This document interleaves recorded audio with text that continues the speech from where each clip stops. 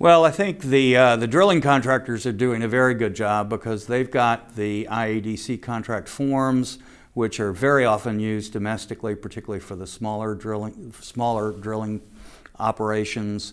And the IADC form is very beneficial for contractors. It prevents them from owing indemnity to other contractors unless it's modified. So sticking to that form is a good way for a drilling contractor to manage its risk. From an operator's standpoint, I would never agree to sign an unmodified IADC contract, and the most important provision to change immediately would be the indemnity needs to be owed not just to the operator but to the operator group.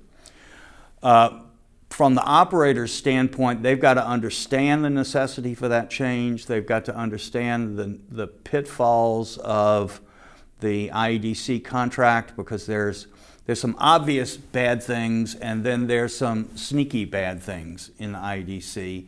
And if you don't fully understand it, you can get caught in a situation in which you're paying for something you really had no intention of paying for.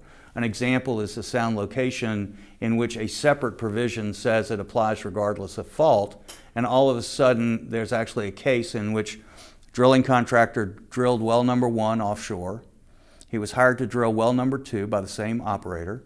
He went offshore, he ran over well number 1. Operator was understandably unhappy, said, please pay me for well number 1. And drilling contractor said, no, that was an obstruction that created an unsound location, and therefore you're obligated to pay me. And the operator said, but it was all your fault. And the drilling contractor said, that's okay. That provision applies regardless of fault based on this other provision. And the court ultimately agreed. So it can be a very dangerous situation to use the IADC form. So you have to understand those pitfalls. Basically get everything from the operator's standpoint, get all indemnities run to operator group and include other contractors in the group. Make sure that you've got the 3 important provisions of insurance: additional insured, waiver of subrogation, and being primary for the risks that are being assumed.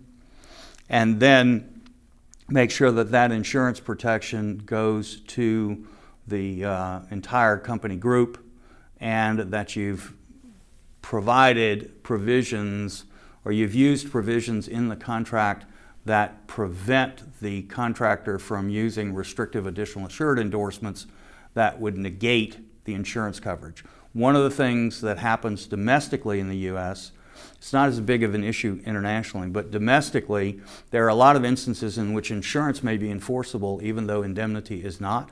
So it becomes critical to get those insurance provisions backed up and extended to operator group as well as operator.